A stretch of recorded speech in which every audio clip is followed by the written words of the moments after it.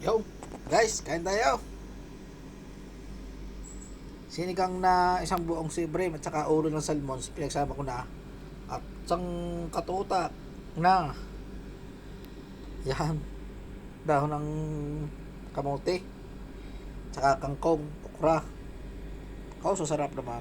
Tunay namang panalo. Pala yung aking in-overcook sadya. Sinadya ko yan. Hindi napakatigas ng kamote.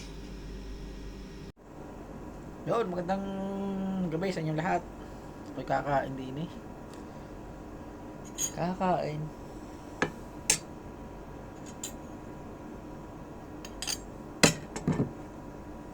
Yan. Tunay namang ari panalong panalo naman. Oh, tunay naman. Dini na, diritso.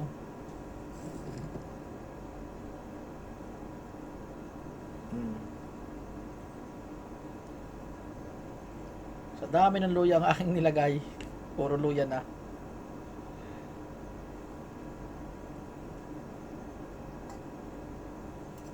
So, ang live nito ay nasa Desert World. Nasa Desert World. Kukan tayo, maghihigop tayo ng sabaw para malakas lagi ang katawan.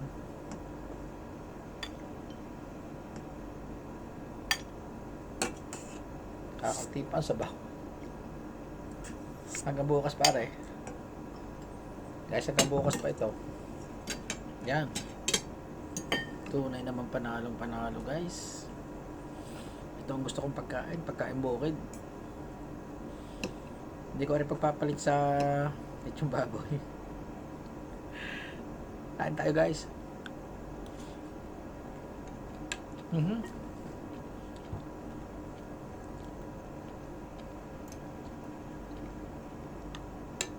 So ang ginawa ko dito, sa buong sibrem, saka isang ulo ng salmon.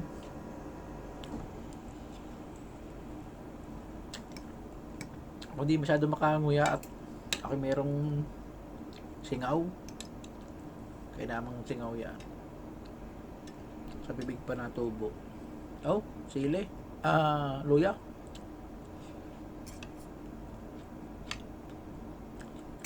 Tapos siling haba. Oh. Anong hanghang?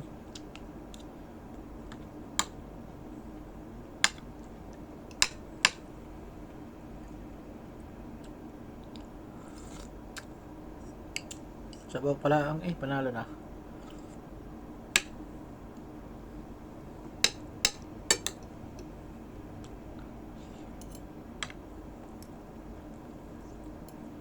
So tayo kanina hindi na nagpalit. Pag live natin sa Nila Magnaye na channel, siguro mga 40 minutes lang yun. Kumanta lang ako. Actually, today ay sobrang pagod ako sa trabaho. Sobrang pressure. Lahat ng pressure sa trabaho kasi sa akin naka sa akin pinagkatiwala yung isang planta. So shutdown kami. Daming tao. Daming trabaho. Then siyempre sa akin pinagkatiwala, obligado ako. Kailangan mapabilis yung trabaho. Siyempre pagod.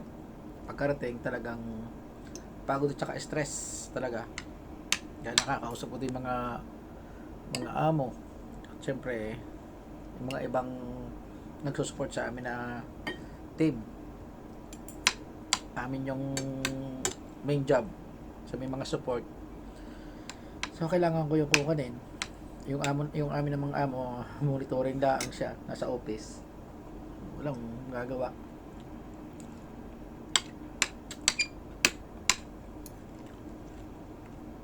Stress at pagod. So pagkarating, gusto kong kumanta kahit ako paus. Last week kasi ako may sakit, trangkaso. So yun, kahit ilang ko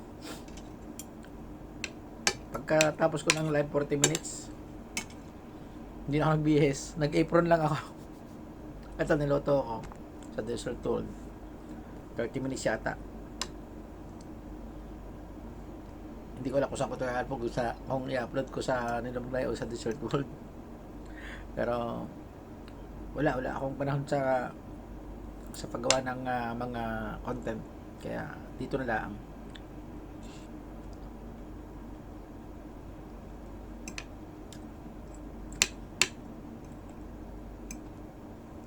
Although Desert World naman, ako may mga mukbang doon, okay din lang naman.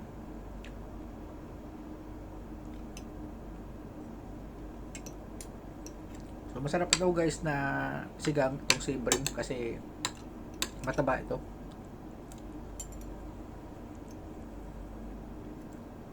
So itong ulam ko ngayong gabi hanggang bukas ng tanghali. Ganun talaga ang buhay OFW. Hindi ako mamaaga ng gising para magluto lang ng pang-ulam. So lutuin ang gabi pala.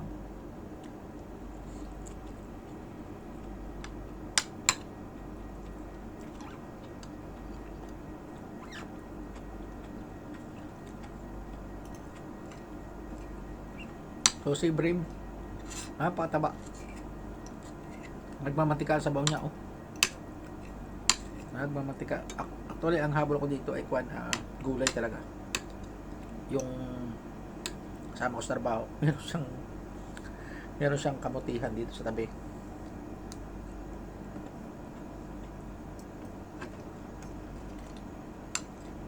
Meron akong talim na kangkong, pang aking laang. Yung kanyang kamutihan nakuha ako kasi malago siya. Akin nasa paso lang, tanglad na sa paso.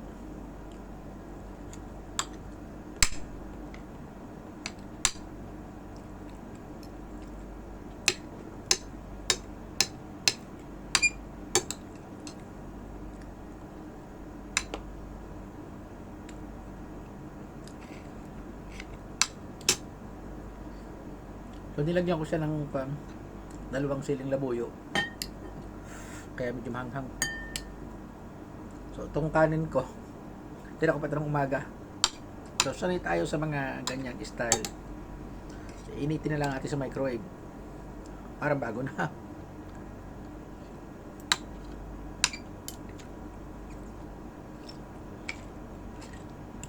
Mas masarap kumain yung purong bagong luto. Kaso sa buhay OFW talaga, siyempre nagawa natin ng paraan. Minsan iinitin natin ng i-pressure natin para tumagal.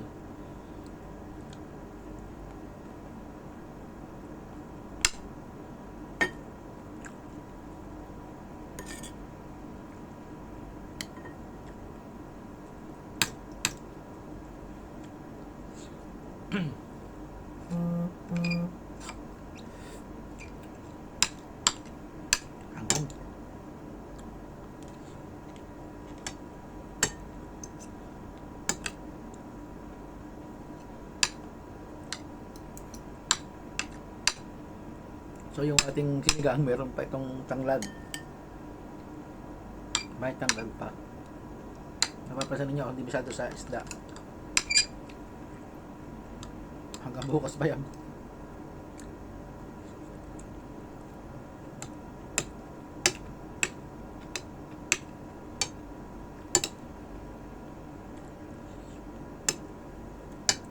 Kaya ito ang isang dahilan kung bakit ako nag-live out kumpanya namin. Although kami nakakapagluto doon, kaso di lagi ka nang nakipagpatintero sa mga gwardiya. Dito malaya ako magluto. Ang gusto kong kainin.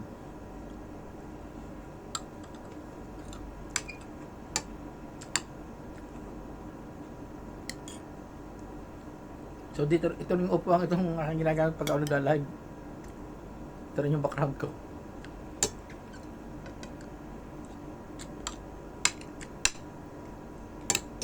Sarap ng sabaw.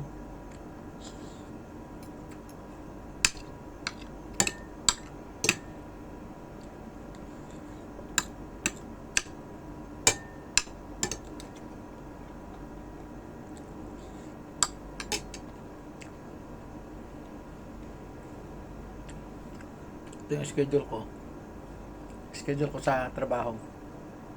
on call. May mga picture ako dito na kuha sa lanta. So, ating dinidisplay para memories. And guys, maraming salamat sa inyong lahat. Salamat sa inyong support, pagmamahal. Although ako hindi na ganun ka active sa YT, pero pinipilit natin kahit paano ay makapag-update tayo. And thank you so much sa inyong love and support. Love you all.